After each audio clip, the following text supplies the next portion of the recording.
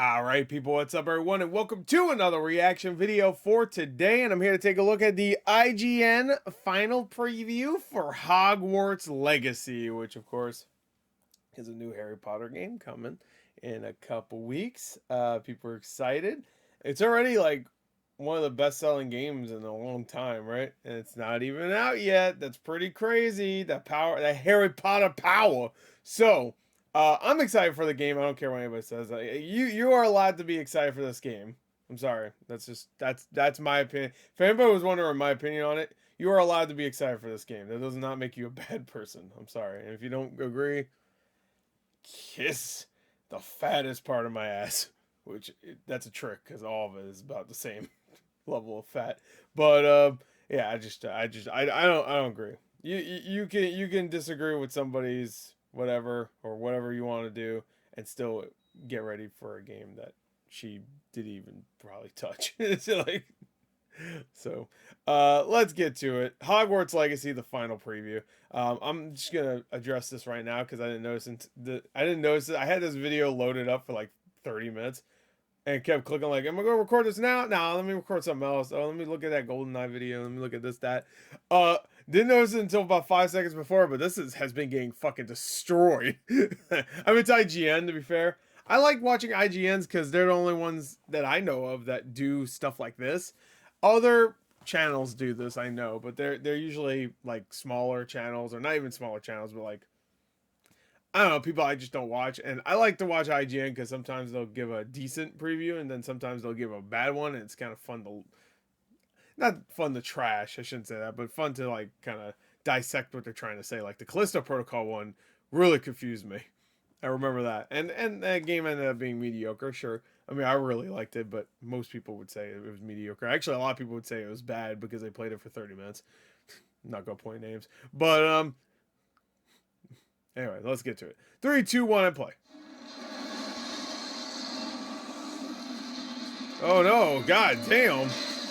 Jesus. You alright? We do not live in a world what? rich whoa, with whoa, great whoa, whoa. Harry Potter games. Wait. No.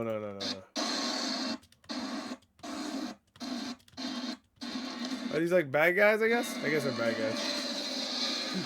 Because immediately she's like, live in a world rich with people great Harry disintegrated next to. Nobody harbors warm feelings for the horde of chintzy, cynical movie tie-ins that plagued the PS2 and Xbox during the mid-2000s. Well, I guess when Portkey...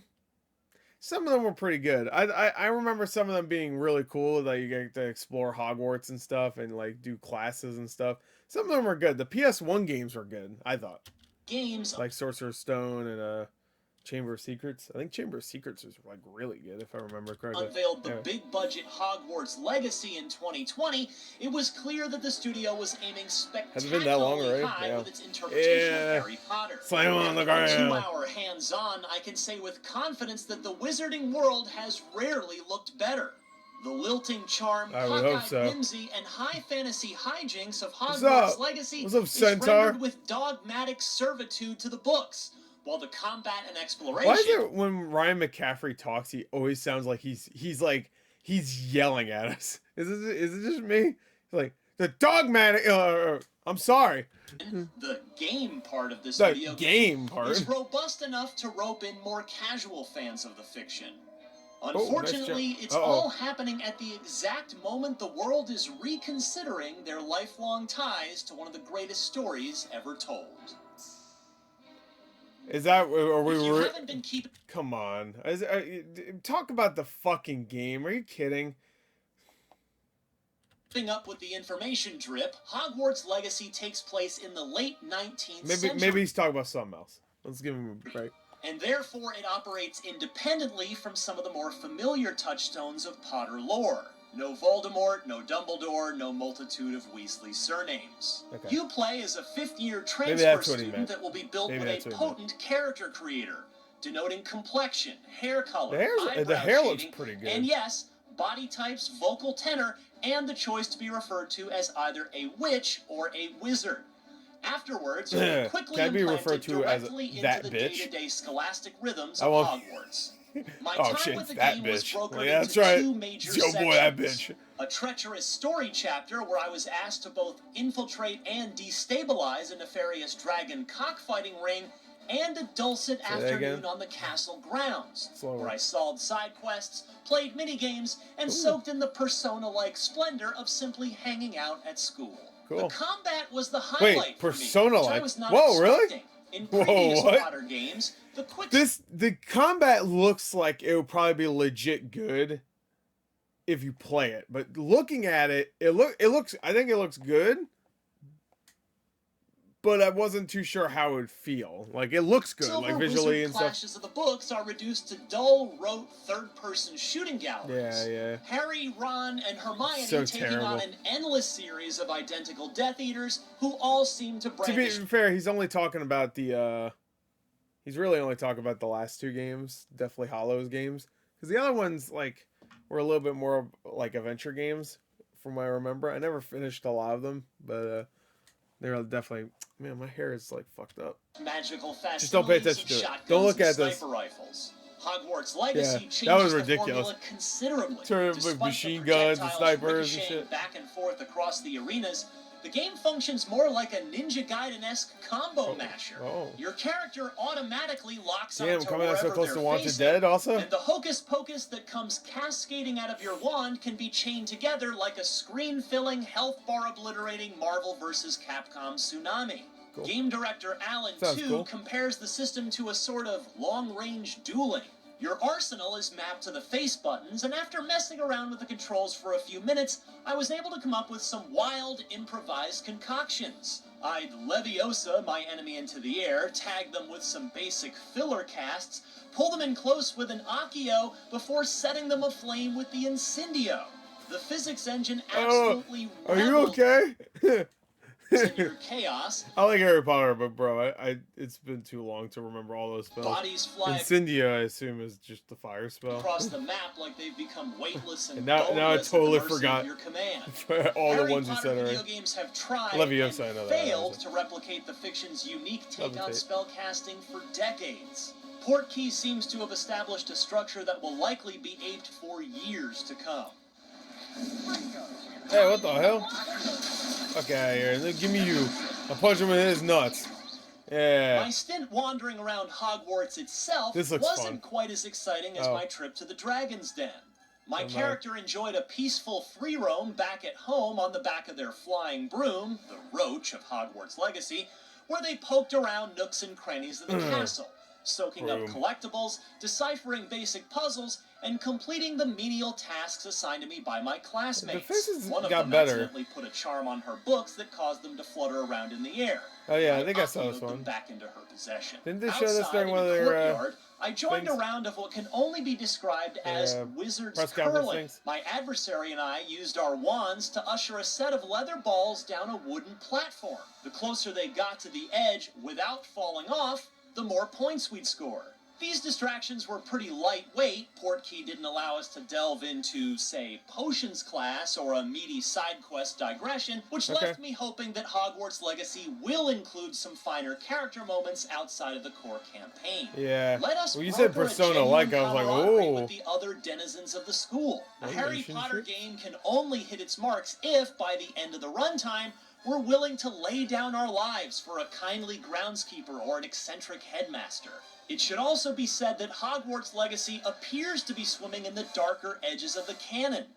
Yeah, it was shocking to see that one of the spells on my combat hotbar was Crucio, better known to the layman as the torture spell, which inflicts searing white-hot pain in its target. In the Harry Potter universe, Crucio is one of the unforgivable curses, a huge no-no. Perhaps these are the themes Hogwarts Legacy intends to deal with. How did Crucio become unforgivable anyways? Some of the finishing moves equipped my character were similarly macabre. After charging up a meter and tapping the two shoulder buttons... correct me if I'm wrong, you can go straight dark to this, like dark side. You know, kind of like a KOTOR or a Fable, where you can go more and more progressively evil, right? I guess, especially if you're in Slytherin, I assume. Avatar could reduce a rival Why is that wizard guy into a pile stuck in of a box? sooty Is that? Looney Tunes Like, dust. oh. The Harry Potter books are centered around the purity of teenaged friendship, so it is weird Murder. to watch a fifth year take a guy. life. Again, maybe Hogwarts Legacy intends to explore some of those It's weird to see a fifth year take a life. On first brush, though, it's pretty jarring. Ah, you fucking dick! He must have only just captured her. She's putting up quite the fight. Poppy of course, sweeting. anyone who chooses to play Hogwarts Legacy must contend with all sorts of contradictions, most of which are far more important than the usual dissonance we tend to find in video games. J.K. Rowling has established herself as one of the most prominent anti-trans mouthpieces on the planet. Oh, the God. character creator in Hogwarts Legacy offers a huge amount of gender diversity, but that cannot change the fact that the author of these books remains the proprietor of the Harry Potter intellectual property. So let's not buy the game and all that years of work of people that made this game. Fuck them. Purchasing this video game feels like a tacit endorsement of Rowling's retrograde worldview. Nobody can say you're wrong. I spoke with Alan, too, about these questions during my visit, and you can read the results. Is the review gonna have this, too? Like, I mean, I don't even know really a lot about what J.K. Rowling said, honestly, because most people just say she's anti-trans, and then no one ever shows anything about it. I just assume everybody's correct. But you could, so fine, all right? I have no opinion on her because I've never seen any of her tweets or anything. I don't like her. I don't dislike her. I don't even care. Don't care. Okay? The more I don't know about certain people that I don't even give a shit about to begin with, the better, because I don't care. I just don't. Sorry. You know what? No, never mind. I was gonna say, like, I'm starting to want to know what she said, but I don't. You are allowed to play a game and not feel bad, because I see so many people saying, like, if you play this game, then you hate trans people. I don't know. That's like saying if you watch a Kevin Spacey movie, then you support abusing people. Like, you know, I don't agree. Of our conversation on IGN, but you're not likely to find. I watch Usual Suspects. I guess I'm fucking clean answer to I'm those a piece concerns. of shit human, I guess. It looks like we're finally getting a good Harry Potter game. So now I know why I got a bunch of dislikes. I wasn't even thinking that. That would be the main reason. I thought maybe they'd say the game sucks or something.